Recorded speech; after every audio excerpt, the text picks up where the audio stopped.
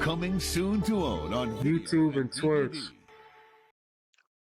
The childish, fuck, I fucked that intro up. The childish cruelty of Peter Pan. I don't know why that's so hard to say, but I feel like recently on TikTok, especially, like the original origin story of Peter Pan has came out that Peter Pan was actually the bad guy. He's luring in kids and trapping them on the island to make them stay young forever. And the ones that will grow up, he will like kill them. And like, the pirate that was always fighting Peter Pan that would look like the bad guy was actually the one trying to save the kids. But that's the part I know about the original version or story of like the original Peter Pan.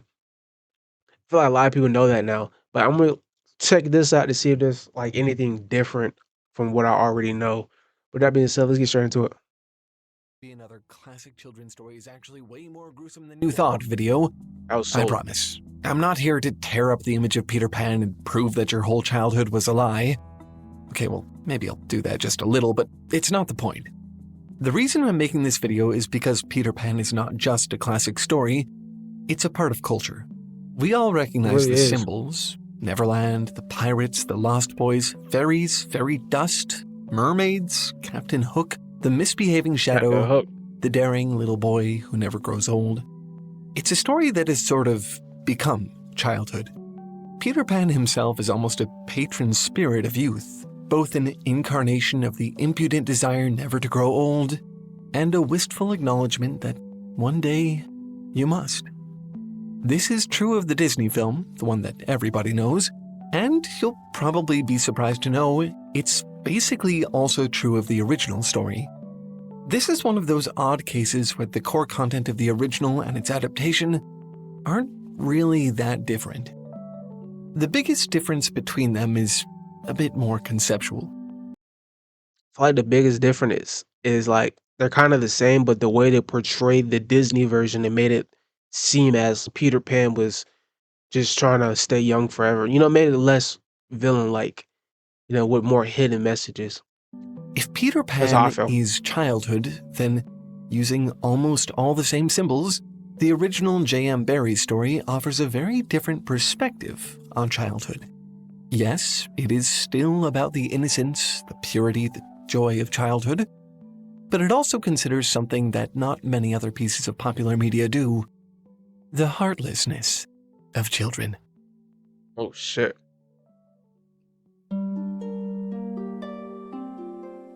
Damn, animators in a bag.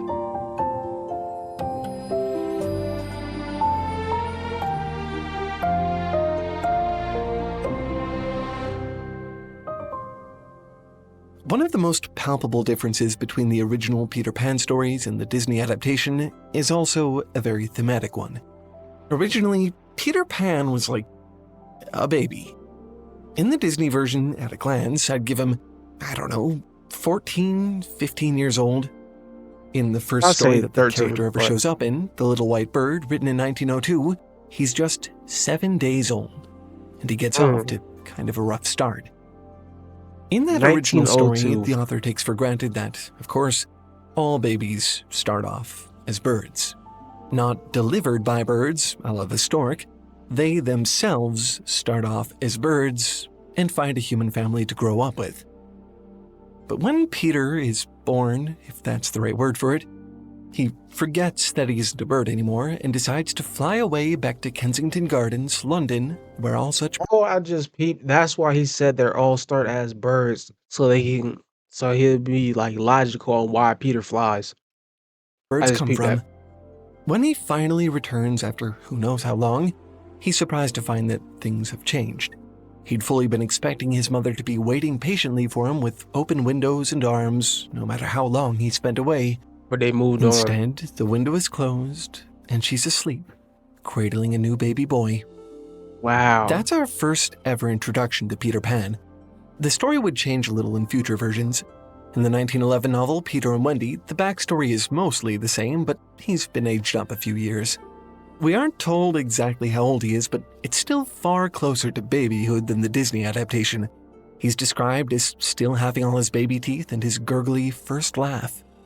When Barry commissioned a statue of Peter Pan for Kensington Gardens, which, if you didn't know, is actually a real place, he gave the sculptor this reference photo. An image of an actual 6-year-old boy dressed as Peter Pan. That's probably about the final age range of the original character. Wendy is described as being about the same age, and the Lost Boys can't be more than a couple of years older than either of them. I'm not trying to split hairs here. This is, again, not just a material difference in the stories. It's an important thematic element. The difference between a 6-year-old and a 15-year-old is, in developmental vague. terms, an eternity. Yeah. And there is stuff that Peter does in the original story that, I mean, if this older Disney version of the character did them, you'd think he was a sociopath. In the Disney film, the adventure is pretty tidy. Peter leaves with Wendy and her brothers while their parents are attending a party and are fast asleep in bed by the time they come home. In the book, it's, not quite so tidy. They still leave on a whim, but it takes them months just to get to Neverland. All they have to eat along the way is what bread they can steal from the mouths of birds. Now and then they fall asleep while flying, and Peter rescues them from the ensuing fall just in time to avert tragedy. Not because that's the best he can manage, because he thinks it's funny. Says the book, it was his cleverness that interested him, and not the saving of human life. Also, he was fond of variety, and the sport that engrossed him one moment would suddenly cease to engage him, so there was always the possibility that the next time you fell, he would let you go. Wow. Eventually, Wendy and her brothers realize that they're in far too deep, totally at this literal child's mercy.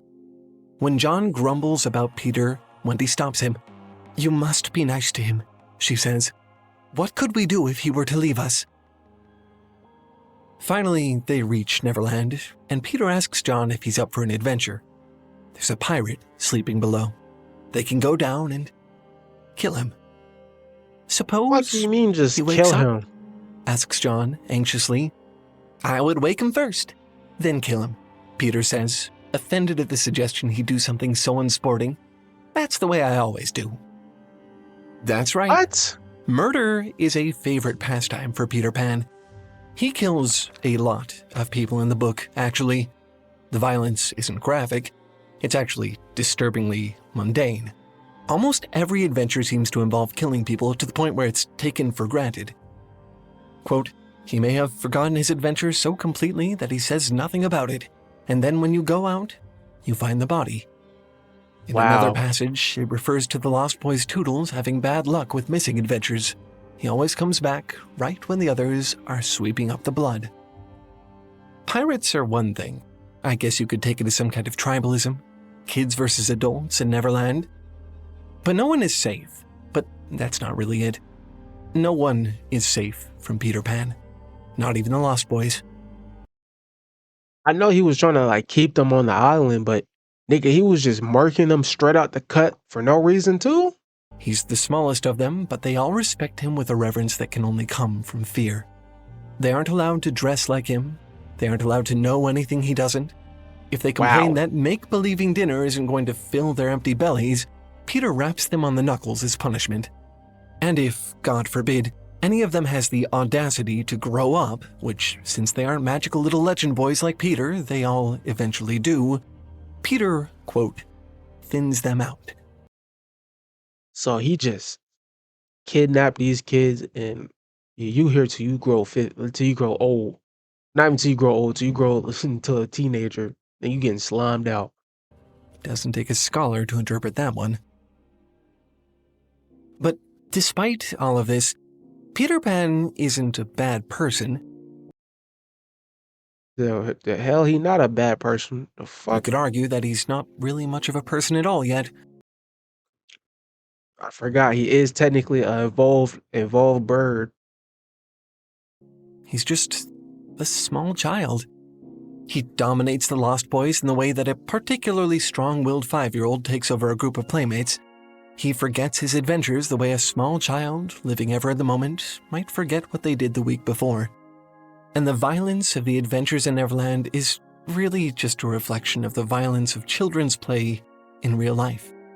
Cops and robbers, cowboys and Indians, so many of these traditional childhood games. Nah, see, but my version of childhood games. I played some of those, but like I was like sports related. We was playing tackle football, throw them up, bust them up, and just play fighting. That's more like when they think of rough, that's more the shit I'm thinking, like rough play fighting. Involve one side attacking and possibly killing the other. What adult hasn't been on the receiving end of a preschooler pointing at them and saying, "Bang, bang, you're dead"? In a world I where used to do that, but make-believe I'm not gonna becomes lie. real, these innocent games take on a darker cast. Which makes you wonder, is innocence really the right word for all of this? The popular conception of childhood, at least the way the adaptations of Peter Pan seem to depict it, is as something precious and pure, tinged with the wistfulness of adults. We all have to grow up someday, they say. But don't you miss being a child? Don't you wish you could have stayed one forever? That's almost the exact opposite of how Barry seemed to see it. Near the end of the story, he calls children gay and innocent and heartless, not as if they're separate qualities, as interdependent things. I'm make sure I heard that right. Not as if they're story, he calls children gay and innocent. See, I was about to be immature, but then I remembered like back in the day, gay used to mean happy. And heartless, not as if they're separate qualities, as interdependent things, as if the heartlessness of children comes from their innocence.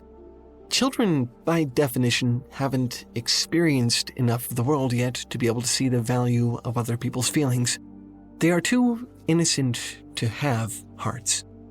In the story, Too innocent to have a children heart. are the only ones who can fly. Perhaps it's the heart that weighs everyone else down. In this regard, Peter Pan is no different from any other child. What really sets him apart is that he's magical. For him, there's no difference between make-believe and reality. He can gorge on an imaginary dinner and grow plumper, but doesn't seem to grasp that the Lost Boys can't. His inability to conceptualize their different perspectives is why he treats them so callously. And it isn't just Peter who acts like this. It's all children, to some extent. Human children are born with the early seeds of empathy. At only days of age, they can mirror facial expressions and they react to other humans' discomfort by crying. They naturally feel for those around them. But empathy, the ability to not just recognize someone else's feelings, but to understand them and apply them to yourself, that has to be taught. And it's not quick to learn. People continue to refine their sense of empathy well past adolescence and even into adulthood. In an article for Psych Central about empathy development in young children, Dr. Lawrence Kuttner poses a situation. A preschooler complains about having a stomachache. One of their classmates comes over and comforts them. Another comes over and punches them in the... See, now I feel like this beyond empathy. The fuck you punching? You just hear somebody complaining about their stomach, you just rock them in their shit. That might be a whole nother scenario in itself. You know, the little Timmy might just got anger issues. Gut. Both children, Dr. Kuttner says, are demonstrating empathy. They It's empathy because he tried to help the problem by hitting it, and they try to help the problem by comforting. recognize the other child's pain, and it makes them unhappy. The child who responded with violence simply doesn't understand how to resolve that unhappiness. Peter and the Lost Boys have never had responsible adults around them. Your first instinct is just to punch this nigga. Yeah, we definitely know your dad used to just punch you dead in your chest as a punishment. Not even a whooping, he just punch you in your chest, keep it pushing. To teach them to respect others' feelings. Without that guiding influence, they are unmoored. Motherhood is a major theme in the original work. Peter at first tries to kidnap Wendy to be a mother for him in The Lost Boys, someone to take care of them and tell them stories. How nice that would be for them. There's a passage where two of the lost boys, who have never even experienced a mother's love, muse idly about how they do quite like a mother's love, as if it's just some disposable thing you can have when the mood strikes you. There's this aloofness about unconditional love. They just don't seem to understand it at all. I mean, here they are, having vanished from home for months, and Wendy is the only one ever to spare a single thought for how their parents must be feeling. Thus, children are ever ready, writes Barry, when novelty knocks to desert their dearest ones. Off we skip like the most heartless things in the world, which is what children are, but so attractive, and we have an entirely selfish time, and then when we have need of special attention, we nobly return for it, confident that we shall be embraced instead of smacked. It's not until they hear about what happened to Peter, when they realize that they might not be able to return home, that they start to take it seriously. But Barry won't let us forget how selfish the children are being. He calls them rubbishy children and brats, and even declares Mrs. Darling his favorite character more than Peter or Wendy. It would serve them right, he says, if their plans for a grand welcome home were dashed by their parents being... I'm sorry. Side note. Holy shit. This nigga got a fucking dome piece on him. I mean, my God. This nigga got the Mega Mind shit. I mean, just wanna... Fuck, that is a forehead. My God, he's built like Fly Guy. And then he got this weak ass mustache. It's like, oh, no. Oh, I see where he came up with the idea for Peter Pan. Nigga, that shit loaded in his fucking noggin. I see it right here. Away in the countryside. That, Barry writes, would be the moral lesson that they had been in need of ever since we met them. They don't receive that lesson, though. They do prance right home and are welcomed with open arms, just as they expected. The children are allowed to go off and be heartless creatures, and they're insulated from any repercussion by the patient safety net of parental love. Even the lost boys are allowed to return. The Darlings, despite the fact that they can hardly afford to feed the kids they already have, decide to adopt all of them. Aww. If anything, the children know now that it is okay to be careless and to take advantage of the ones who love you most. Because children are innocent and must be protected. Yeah. Even if it means they never grow a heart.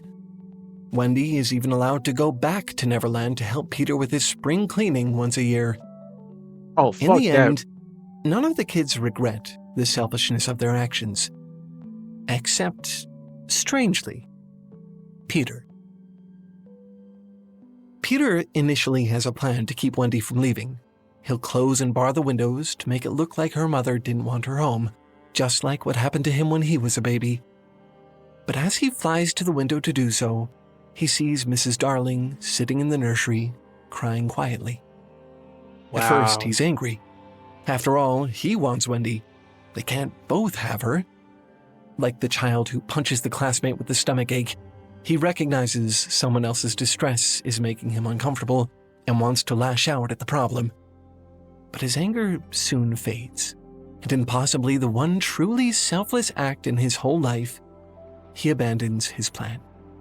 He will allow Wendy, possibly the only person he's ever cared about, to leave him. Wow. In a quiet moment after the other Lost Boys are adopted, he finds himself alone with Wendy and Mrs. Darling, who offers to adopt him too. But he refuses.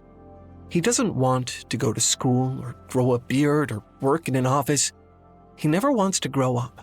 He wants to run and play and have fun in Neverland forever. He chooses to live in the moment, constantly forgetting his life a few days prior with a rotating cast of playmates he never has to grow a true attachment to. But as he leaves, he turns and looks at the family together, basking in their love for each other. He had ecstasies innumerable that other children can never know, writes Barry, but he was looking through the window at the one joy from which he must be forever barred. Peter would never grow old. But that's okay, because growing up doesn't mean getting old. It means growing a heart, And our cruel little sociopath is, by the story's end, perhaps the only one who does. Actually, growing up can mean a lot of different things. Growing a heart, yes, but learning Gaining how to empathy. navigate your world as well. Getting a proper education. As you can imagine, not having a childhood and all, I didn't have a great opportunity for schooling. Everything I've learned, I've pretty much had to bootstrap from the internet. I'm sure a lot of you can relate. It's not easy, but there is one tool I've found really useful. Something that turns education into more of a fun, passive, daily thing I just get Quizless. to do, pretty stress-free. You may have heard of it before.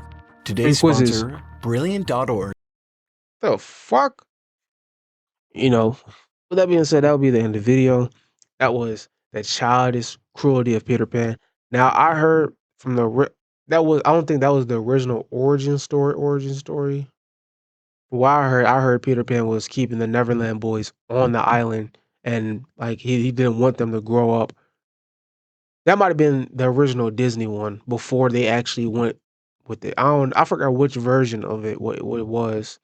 But what I heard was Peter Pan was keeping them away and trying, like, he had magic. This version of Peter Pan had magic, I think.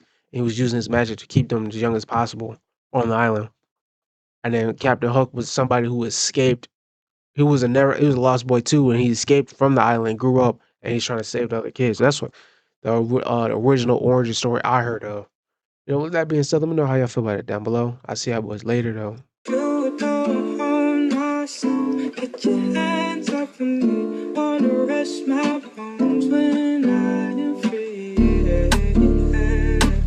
You can't control my heart, bones when I am free. You don't own my soul. Get your hands off of me, wanna rest my bones when I am free. You can't control my heart. When I am free, you don't own my soul. Get your hands off of me, wanna rest my